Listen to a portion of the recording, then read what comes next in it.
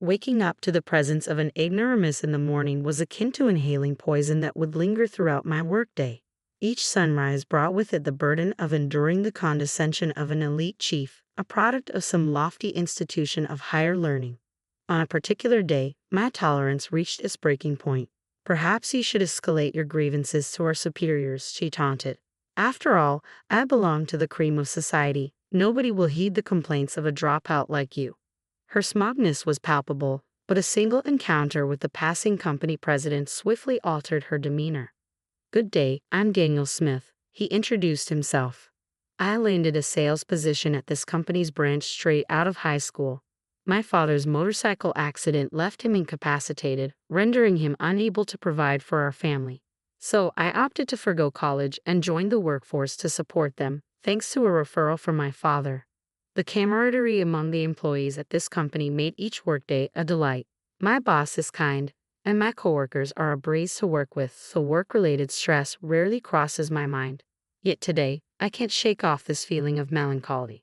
"Smith, isn't your meeting today with the head office?" a colleague inquired. "Yeah, it is." "Seriously, that means they'll be here, right? I should have taken the day off." "You don't interact with them directly, so just keep it to yourself.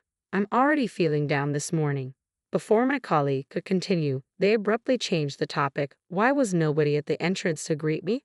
I was expected, and this is how they welcome me," they grumbled. "Forget it, let's just get to work," they muttered, then hurried away. "Remember that backstabber?" a disgruntled voice, now left with me, seethed. "This place is full of ingrates. It's infuriating that I have to bend over backward just to communicate with them. I sincerely apologize. I didn't anticipate your early arrival." She's Manager Jones, frequently commuting from headquarters for meetings and such. With a degree from a prestigious university, she was recruited as a seasoned executive candidate. Unfortunately, her demeanor often veered into arrogance, belittling employees at the subsidiaries. "They're all just typical uneducated incompetents," she'd sneer, making me look like a fool. "Let's just get this over with. Could you kindly wait a bit longer for another key person to join us? They're en route." "What, you expect me to wait?" My role is to hit the ground running upon arrival from headquarters. This incompetence is beyond belief. I deeply apologize. You're here 20 minutes ahead of schedule, yet you're being unreasonable. I yearned to retort, but the person on the other end was from the head office, an elite recognized by headquarters. I hesitated, unsure of the repercussions if I dared to challenge her authority. We grumble amongst ourselves at the subsidiary, but when it comes down to it, we never confront them, always enduring silently. As I carried on with my usual routine, driving to work one morning, I noticed an elderly lady in distress crouched in the middle of the road. It was clearly an emergency, but those around me either avoided involvement or didn't know how to react, feigning ignorance as they passed her by. "Are you all right, ma'am?" I rushed to her side, but she couldn't respond. Her breathing was labored, and she struggled to speak. "I'm calling an ambulance right away," I announced, swiftly dialing 911. Once the ambulance arrived, we all accompanied the elderly lady to the hospital. "It's all right for you to head home," the nurse reassured us. "We'll take care of her until her family arrives." Having already informed the company of my tardiness and concern for the grandmother's well-being, I opted to stay until her family showed up. Thankfully, her condition wasn't critical, and she was discharged after a few days. We breathed a collective sigh of relief. Then, a few weeks later, out of the blue, I received a transfer order to the headquarters branch office, a directive straight from the president. Contemplating the move, a colleague offered their perspective. "It's a testament to your hard work being recognized. Embrace it and give it your all." Encouraged by their words, I resolved to accept the transfer. My first day at headquarters proved to be quite the whirlwind. Deciding to greet each department individually, I encountered the chief in the corridor and hastened to offer my greetings, but she caught sight of me and shot me a disdainful glance. "What brings you here? Aren't you a bit out of your element?" "Good morning, Chief. I've been reassigned here." "Oh, you're being relocated. What on earth are they thinking?" Disregarding my greeting, the chief launched into a tirade. "Starting my day by sharing airspace with an uneducated imbecile is a surefire way to ruin my entire workday. I apologize if I've inconvenienced you, Chief. Please spare me the pleasantries. Just steer clear of me. I'm busy. Don't get in my way." Clearly in a foul mood, the chief dismissed me with a wave of her hand, as if shooing away bothersome insects. It was evident that any further attempt at conversation would be futile, so I resigned myself to returning to my duties. As I returned to the floor where the chief was, I overheard her berating her subordinate. "You're incompetent. How can you mess up something so simple? Even a new recruit could handle this." "I apologize, colleague." The employee, visibly distraught over her mistake, clenched her fists, lowered her head, and endured the scolding. "If this is how it's going to be, I'd rather have someone else working for me than you. You're no longer of any use to me. Clear out your desk and get out of my sight." With those cutting words, she turned to face me, our eyes meeting. Already discontented, her expression soared further as she glared at me. "Didn't I tell you to stay away from me this morning? Please, Chief, hear me out. I have something to discuss with you today." "Enough. Everyone here is arrogant. I don't have time for incompetent fools like you." With those words, the chief stormed out of the room, slamming the door with all her might. Concerned, I approached the employee who had just faced the chief's wrath, wincing at the resounding crash of the door. "Is this typical of the chief's behavior?" I inquired. According to the employee, it wasn't just typical, it was a daily occurrence. "She's always disrespecting me," he lamented. Worried that the chief might overhear, he hushed me, cautioning, "Shh, she might hear you." Aware of the potential consequences if the chief caught wind of his complaints, I did my best to soothe his frustration.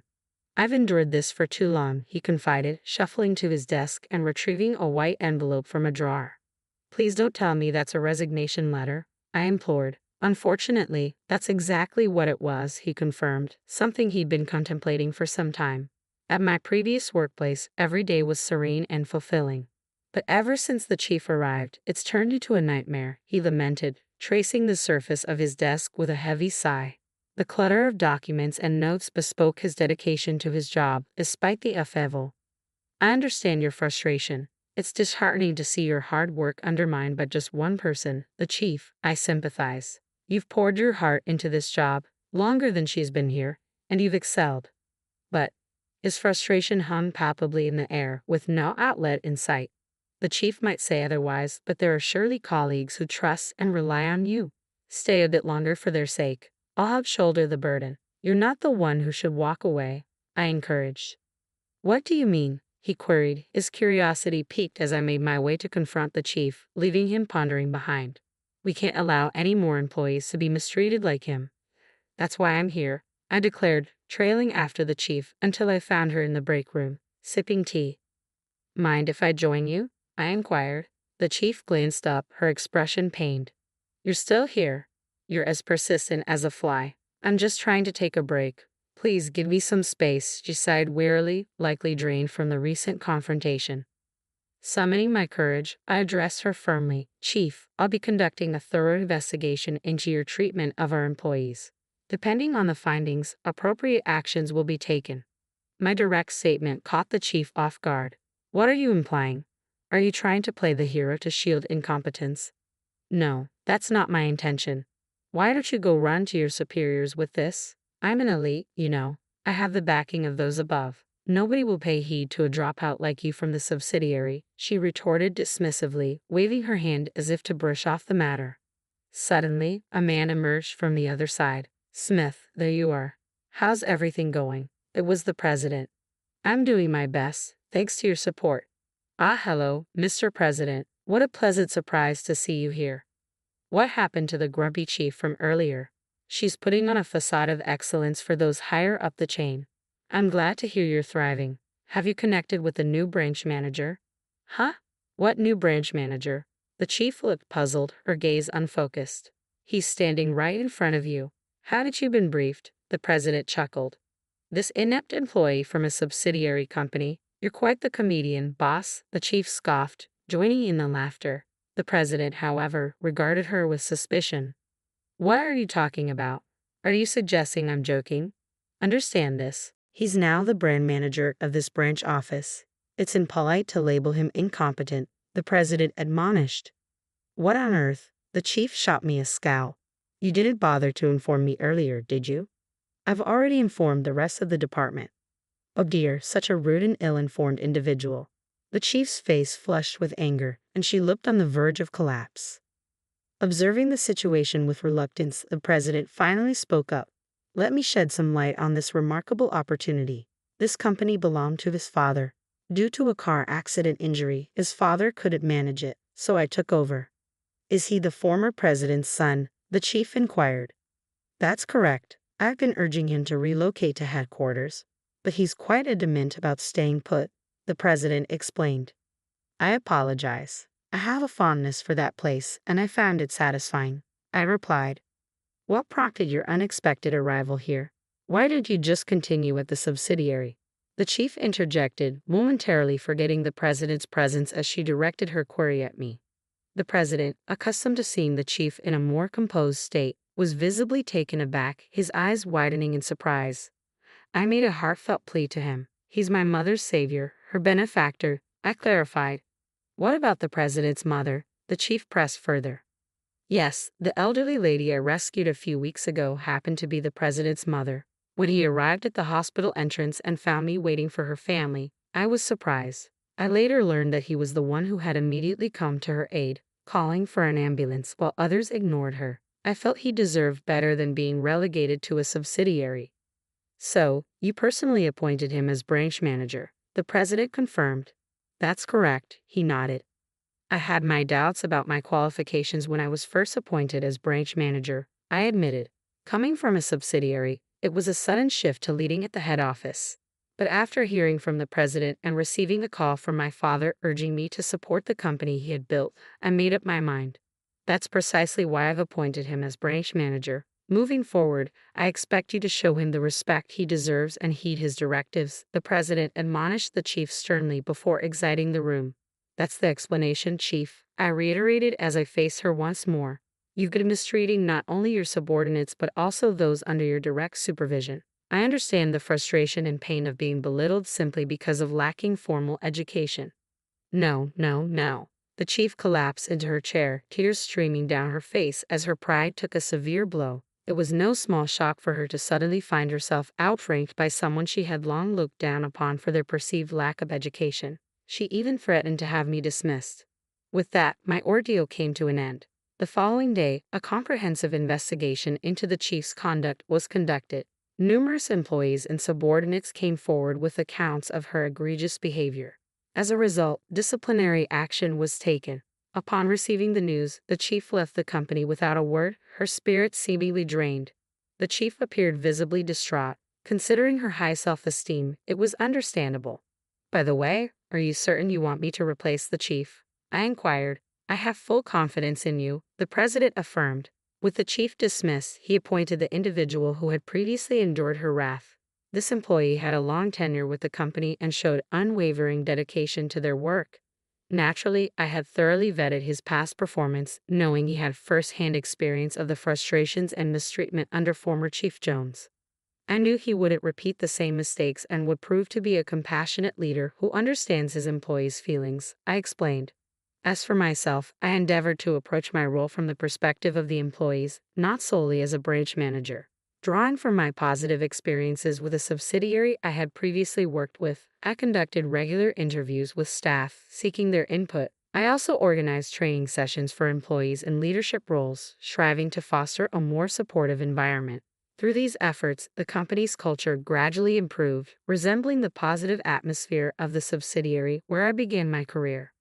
Will Smith, I apologize for what happened with Jones, but thanks to your efforts, this company is thriving, the president acknowledged. Oh, I'm apprehensive, I admitted. At a later meeting, I found myself summoned to the president's office for a casual coffee chat. He wanted to discuss the recent developments in the workplace. I'm not getting any younger, eventually. I envision Will stepping into my role, the president shared. With all respect, Mr. President, I don't see myself as presidential material, I responded. Why not? Your father would have wanted the same, he countered. I aspire to remain aligned with the employees, working alongside them to support the company and engage with our customers. Once in the president's seat, that connection may become strained, I explained. The president frowned at my words before abruptly excusing himself. You have a unique sense of humor. Most would leap at the opportunity, he remarked upon his departure. Am I considered eccentric? I wondered aloud. No, it's refreshing. It's exactly the kind of mindset we need in a smith, he assured, giving my shoulder a firm tap. You have a meeting coming up, don't you?